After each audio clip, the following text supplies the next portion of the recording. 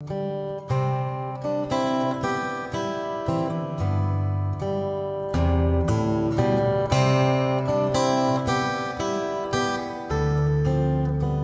everyone, and welcome to Writers Drinking Coffee. This is a podcast where writers sit around, drink tasty beverages, and talk about writing, publishing, and the whole creative process. There will be rants and raves and opinions that may not agree but are lovingly delivered. We do not censor ourselves, so consider us PG-13. I'm Jeannie Warner, and this is episode 179, interview with Dr. Marsha Gordon.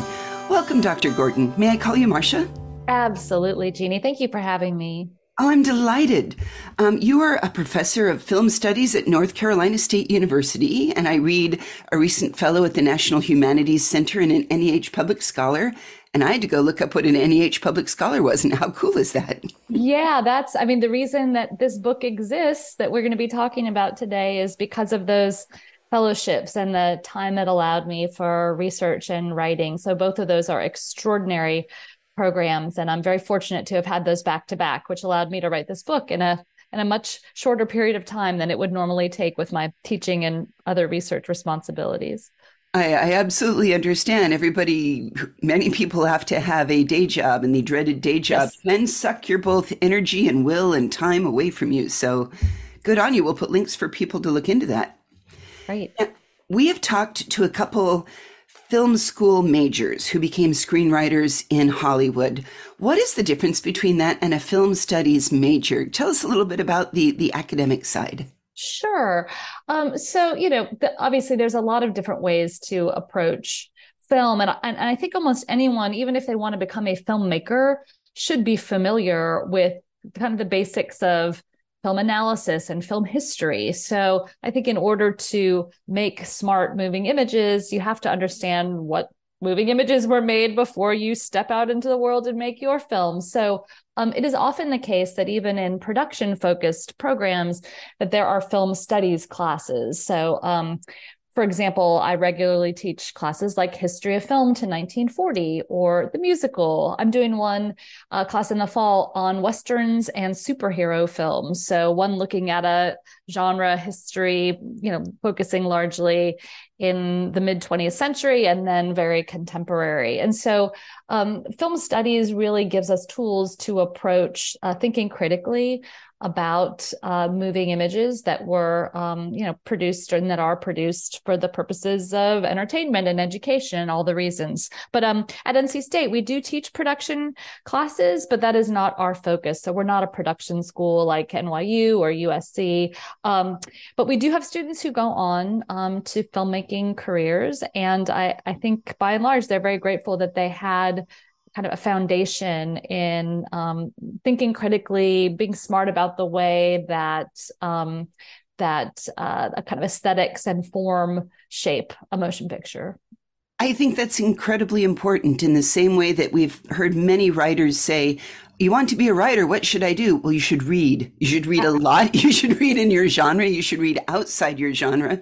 I'm so glad you brought that up because this is my first, the book, Becoming the Ex-Wife, is my first biography. My last book was about a director named Sam Fuller and his war movies, and it had a lot of biography in it. That book is called Film is Like a Battleground. But it was not a biography. And this book is a biography. And what I decided to do, I've always liked reading biographies, but as soon as I decided I wanted to write this book, I did not read anything but biographies. So I trimmed out every other kind of reading in my life because I wanted not only to get the kind of cadence and kind of rhythm and tone of different kind of biographical approaches in my head, I also wanted to discover what I liked and I didn't like in a biography. So I quickly learned, for example, I did not like the kind of biographies that, like, to my mind, made things up. Like, she looked out the window and saw a daffodil blooming and a robin in a nest and decided today was the day she would write the first page of her new novel. Things like that, that are speculative. Right. And unless she wrote down, hey, there I was looking out the window and saw this daffodil and I thought, this is it, kiddo. And you got it out of one of her letters. That's right. So things like that were really important to me. But I think the only way you learn that is by reading in the genre and a wide array of approaches too. I love it. And so to give everybody the full title, Becoming the Ex-Wife, The Unconventional Life and Forgotten Writings of Ursula Perrett. I have to admit, I was one of those that I had never heard of Ursula Perrett before your book. And now I believe, honestly, it's a history book, and it probably ought to be on women's studies curricula in a whole lot of schools. So you documented everything from the rise of women in the workplace, the effect of wars on marriage perception, a lot about reproductive freedom. And what I learned is there is not enough about early women writers. And Yeah. yes. Yeah, I one of the things that I really loved about writing this book is that it touched exactly on so many issues, right? So I'm telling the story of one woman's life, but in any life, especially a life that is public and engaged with topical subjects, which Ursula Perrett was a best-selling novelist and short story writer, really from the late 1920s into the 1940s, and she wrote about many things, but she often wrote about career women and divorcees and single mothers. And because of that, she was really engaging with what was happening in the world around her. And in her case, she was from Boston originally, and then moved to New York when she was just out of college and married, and spent the rest of her life basically in Manhattan and then in a country home in nearby Connecticut. And she really wrote stories about dilemmas that she was experiencing in her life and that she saw happening around her. And so because of that, it cracked open this opportunity to do precisely what you indicate, Jeannie, which is to explore the kind of historical moment for things like abortion, for things like, women's working lives, how women were talking about and thinking about raising children when they were widowed or divorced, or, more radically decided to have children without a husband and father. So I really loved that part of this book because I'm a researcher at heart, and it gave me great pleasure to go down these rabbit holes of information and then to try to figure out how to distill them into something succinct, right? Because, this is a book written for a general audience. It's not an academic book. So I wanted it to be very readable and engaging, and yet still, give people the sense that they were taking away knowledge. Well, I absolutely think you succeeded in that because I found it very engaging and easy to read. But I had an interesting thought that occurred to me as I was reading it. Once upon a time, the statistics for the murder rate in marriage were very high, until it became okay to be a divorcee. Yeah. Male or female. So literally, I'm wondering if we all secretly owe Ursula Perrett a great debt for saying, yes, she created the term ex-wife, really, ex-husband, and it became okay to have one. And a divorcee was not looked down upon, so that life goes on and people stopped killing their spouses. Yeah, that's a very interesting observation. I had not thought about it in those terms. Perrett, she didn't invent the term ex-wife, but she absolutely popularized it and was credited with doing so. It became kind of an identity category. And she kind of ushered it in with the publication of her best-selling novel, Ex-Wife, in 1929, which I should add was recently republished by McNally Editions. So people can now read it for themselves. And it's a wonderful, smart, just immensely readable and teachable and topical novel. But I do think that it's fair to say that she's part of a wave of normalization of divorce. And part of her message was we have to tell people that, like, it's not that you enter into a marriage, thinking like, okay, if this doesn't work out, I'm just going to get a divorce. You enter into it with the best intentions, but it's not the end of the world if the outcome is divorce. And people should not be trapped or paralyzed by bad marriages because of the stigma. And, of course, this is partly an urban privilege, right? Like, she's Boston and New York, and then she's spending time in Hollywood. This is, not the Midwest. This is not the South. This is not, not small towns anywhere. Exactly. And so upstate New York has its own, probably even far more rigid rules, but exactly. And of course, these things are legislated at a state level. So at the time that Perrett was living in the state of New York, the only grounds you had for divorce was infidelity. So you had to prove that one of the other spouse had committed an act of infidelity in order to get divorced. It didn't matter if there was brutality or any other kind of neglect. There was only one ground. So she's also really kind of thinking about the institution at a time where a lot of people, are discussing in the popular press, in state legislatures, what is the nature of this institution and what are the good reasons for dissolving it? I enjoyed reading a little bit about her accounts of when she got divorced on the different ones and intolerable cruelty, especially because there's a movie called Intolerable Cruelty. Yes. And then that just brought it forth of saying that, well, she had to get up and say that this spouse abused her terribly, mentally, emotionally, verbally, etc.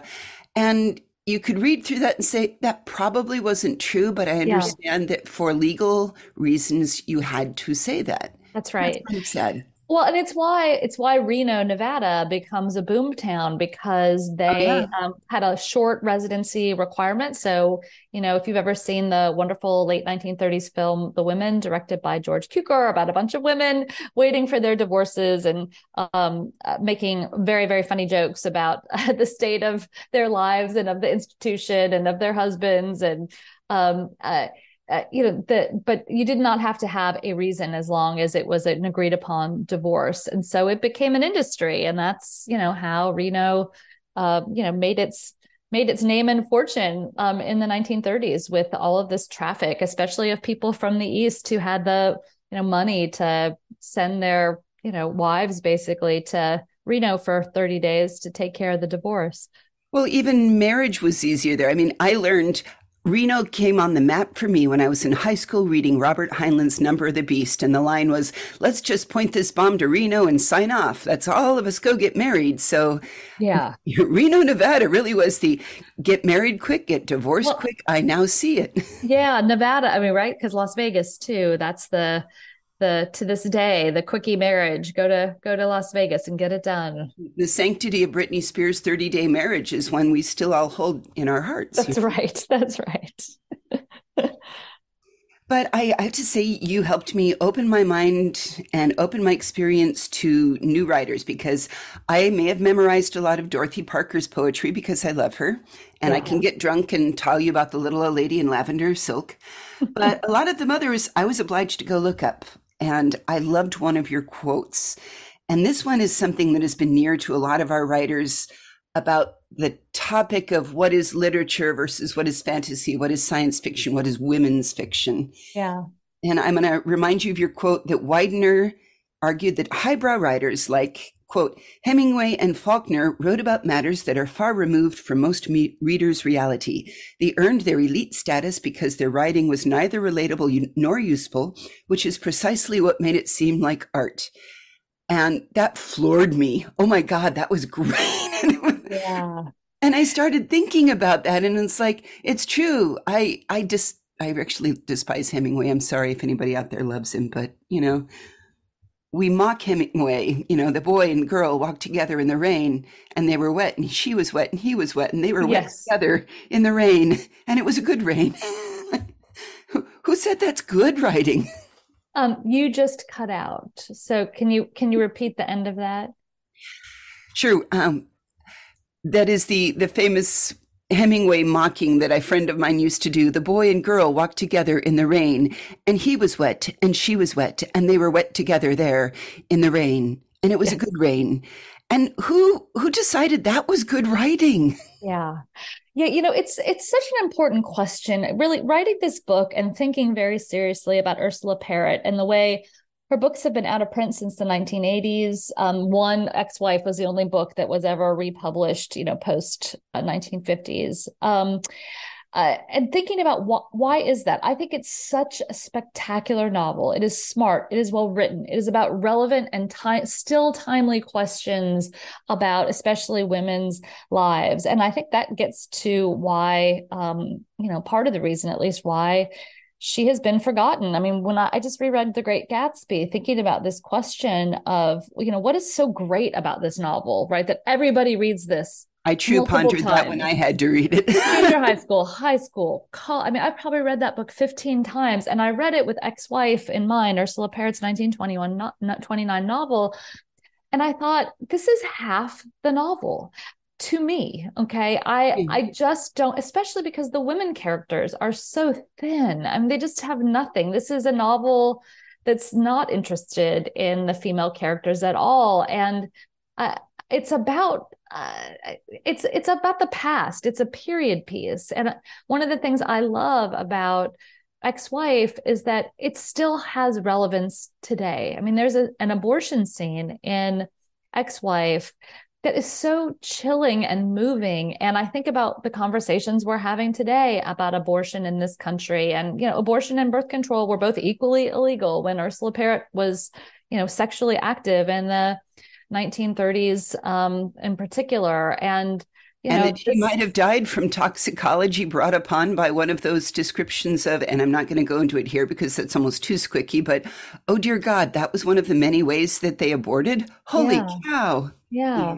So, the Carl Rollison recently wrote a review of my book in the New York Sun, and he did something really interesting in it. He compared her to William Faulkner. He's a Faulkner expert, and he talks about in his review the fact that Ex-Wife and The Sound and the Fury both came out the same year.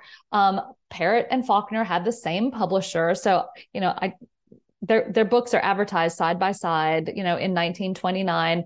And why is it that Faulkner is so famous? He sold very few books when they came out. Parrott sold, 10 times, 20 times, I don't know, 100 times more books than Faulkner, if you add them up in the course of a decade. And to think about the reasons why, in terms of the way I've got one off the top of my head that I want to bet out there that nobody's thought about. Let's hear it. Okay.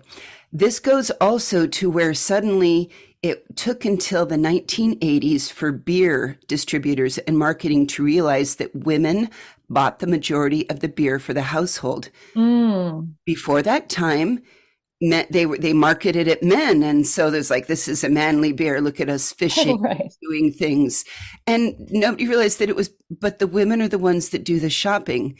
So it actually makes entirely more sense to me that her book sold more because, again, women shop more.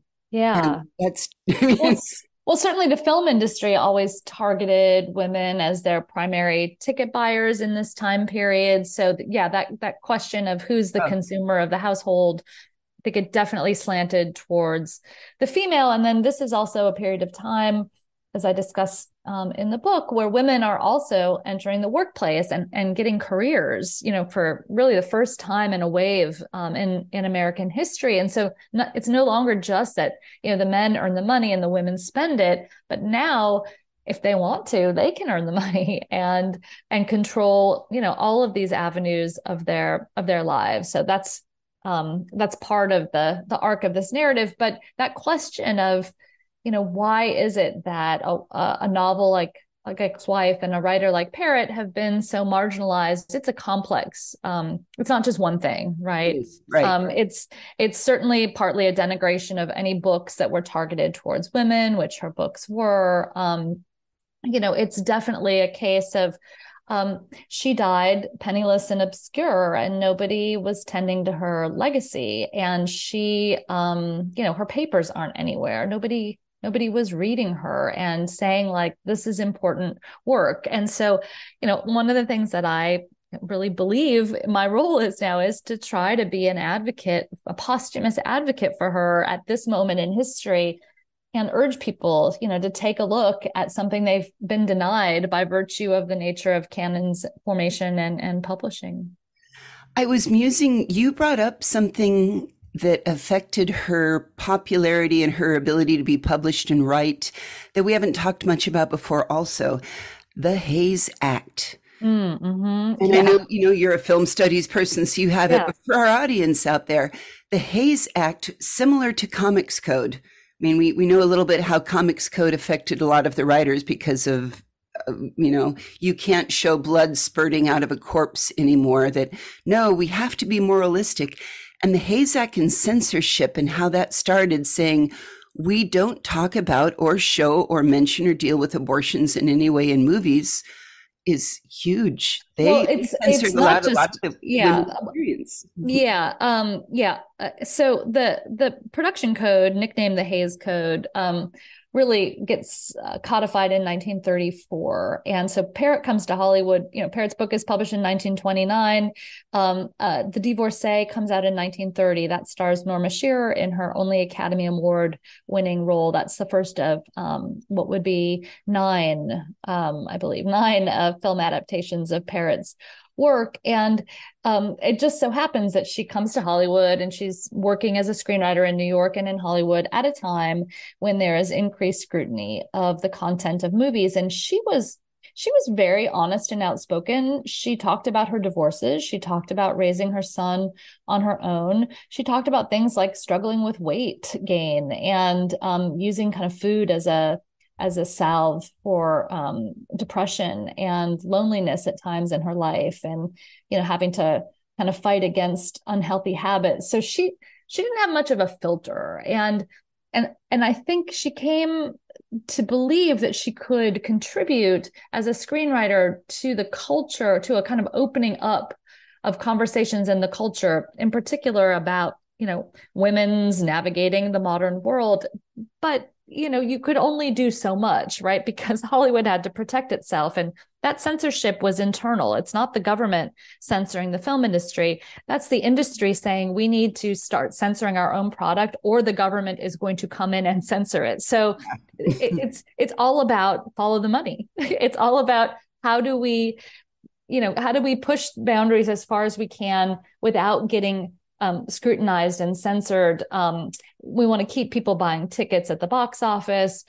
So we've got to keep things like a little bit racy, but a lot by implication. And so there's really a shift before 1934 and after 1934. And Parrott straddles both of those. So the pre-code, as we call them, films that were made from her works before 1934 definitely have a raciness and an edge that the films adapted after them did not have, sorry. And for those of us that do love history, it was the 20s and probably the roaringness of the 20s that there were a lot of states that did start pushing censorship bills. So for those of us really grumpy about censorship going on today, I just want to say, hang tight, baby. It's not terribly new. Yeah. Well, also, what they did is and this was another reason for Hollywood creating this code that everyone, had to adhere to, was the state censorship boards would literally take film prints and cut them, like take out the racy scenes. And so, some states, Ohio was a notoriously strict state, would cut. And if you're just cutting out parts of films, then they become incoherent, right? They're not worried about the plot. They're worried about a negligee. And so the Hays Code was also like, it's better if we handle this. And we're trying to kind of figure out a place where everybody can be satisfied. It's an illusion. And of course you're not going to make everyone happy, but it was the kind of best solution they could come up with at the time. Do you ever sit and do a little bit of armchair psychology analysis? Because I read this and Ursula struck me as, I think she had a little bit of a bipolar disorder. Well, I would hesitate. Yeah, I would hesitate to do that only because, such kind of a diagnosis. First off, I am not in a position in terms of my professional training to make such a diagnosis. I do think she was eccentric and erratic. I do know that she struggled with alcohol her entire life. If you think about the culture of the 1920s, in a place like New York City, the speakeasies, and women trying to hold their own with men because it was the thing to do. This was a time and place where people really kind of lost control of their sensibilities. And it set up a lifelong pattern for her where when she was struggling, she would drink too much and then try to stop drinking. So I know she struggled with alcoholism. I just always view that all of we talk about it and we explore more of brains today. And when I say that we do it now and look at it, and I want to look at it back and saying that all of the strains, everything was there throughout history. Yeah. They talk about Alexander the Great had moments of moroseness of laying around and unable to contemplate the world. And Yeah. it humanizes people to a certain extent, but Yeah, and I do think, I mean, I say in the book that I think she would have been better off now. yeah, She predicted that women would be better off in the future. So this is not just me saying that, but I agree with her because I think we have an awareness and an openness about dealing with some of these issues that were not in place. And I also think that she truly was ahead of her time in terms of wanting to talk about some of these issues that were like they were not polite conversations to be having, and she really tried to push the boundaries of that in many of her stories and also in her interviews with the press. And so I think her kind of her place as a little bit of an outlier in the culture, of maybe being too radical, and maybe that's partly where like those kind of extremist views and kind of living life to its fullest behavior, which was not atypical again for her milieu. Think about the way that Fitzgerald drank himself to the ground, Hemingway, and the mental illness that they struggled with in their personal lives and in their relationships with other people. I mean, I just think these problems have been with us a long time, but I would not hazard a guess as to what her particular issues were. That's just impossible from this distance, given the lack of information I have too. As I talk about in the book, nobody kept her papers. So I am grateful that I had as many letters as I had of hers to read, because her agent and one of her lovers saved all of the letters that she wrote to them. But I'm missing big parts of her life and her story. And those are often, those are from the later and the darker and harder period of her life. And maybe if I had more insights into that period, I would feel more comfortable with kind of understanding her psychological state. that's fair. And like you're right. She was traveling through Greenwich at a time where, you had cross-dressing, you had a lot of gender nonconformity, queerness wasn't really a taboo there. It was just, I look at Hollywood that caused, that forced basically some of their stars to get married to people of the opposite gender so that, again, they wouldn't get caught up in some of the laws and indecency, et cetera, that they called criminal. So it's such an interesting time of, Rudolph, we all know Rudolph Valentino was gay. Yeah, the history of Hollywood and trying to manage their stars and their identities, it goes so beyond just sexuality. I was just reading some about Kim Novak in relationship to Vertigo and kind of the manufacturing of her image and her relationship with Sammy Davis Jr., which the studio wanted, like, no, you cannot even hang out with a friend who is African American when you are Kim Novak, because that's going to tarnish your reputation. And but that kind of exertion of control, that's like a whole other subject matter. Yeah, absolutely, it is. What are you looking for as an outcome of this book? You've brought her into the limelight. You've talked about Ursula Parrott. What do you hope people get out of it and bring through it?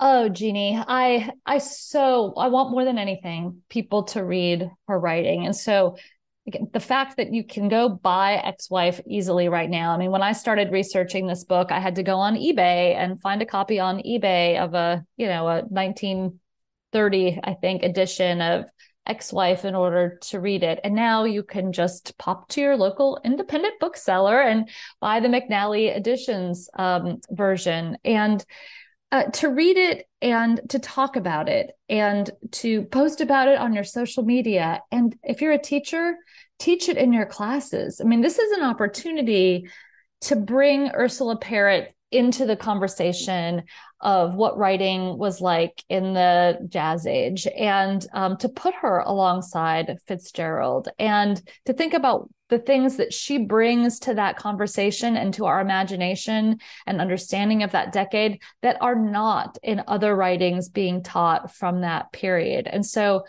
I hope that more of her work will be republished. I mean, I'm actively trying to have conversations with people about maybe a collection of her short stories and her nonfiction.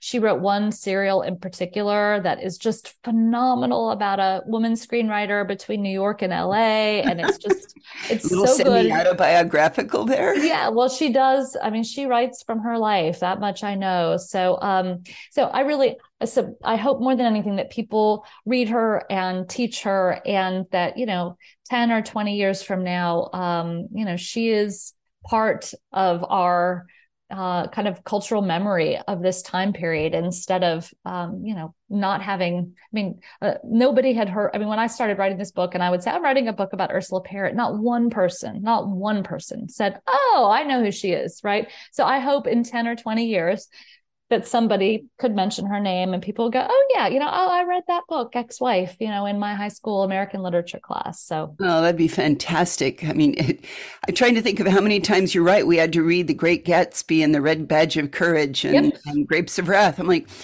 we could use a little bit more variety. First of all, I can't ever think right now of a woman author that we were obliged to read in primary school. Yeah. Yeah.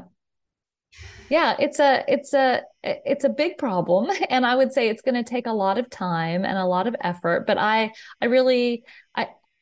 think that it's possible, and I think that that I have confidence in the strength of the novel. I wouldn't urge people to read it if I thought they would go, that's just, I don't know, it was okay. I think it's it is powerful. It is. It is revelatory of a time and a place and a set of issues that we can kind of trace a through line from 1929 to 2023, kind of over and over again, especially things about like work-life balance. I mean, it's all kind of in the roots of all of these things that we're still dealing with today, divorce and, sexual harassment, like they're there in that novel. And so it's a great conversation opener. And I think it would just, it would enhance anyone's bookshelves and nightstands and kind of thinking about this period of time. Well, we can give it a try. So everyone, definitely you should go out to read a copy of Ex-Wife by Ursula Parrott. And that is republished again, you say, by what publishing company? By McNally Editions. So widely available. Excellent. And I think while you're at it, you should also read Becoming the Ex-Wife, The Unconventional Life and Forgotten Writings of Ursula Parrott by Dr. Marsha Gordon. Thank you, Jeannie. I think this is important. I said, because we do not study history, we are doomed to repeat it. But it's not just, I think it's important that all of these women's stories through history, that the women we learn about, not just their perspective from male writers, but the perspective of women from female writers is important. And I think that both in movies and in writing is something that we need to preserve and enhance for the latest generations. Well, thank you. And I say this very sincerely. If you read my book, if you read Ursula Parrott's book, I'm very easily findable because I'm a professor at North Carolina State University. And I would love to hear what you think if you would like to shoot me an email after you read it.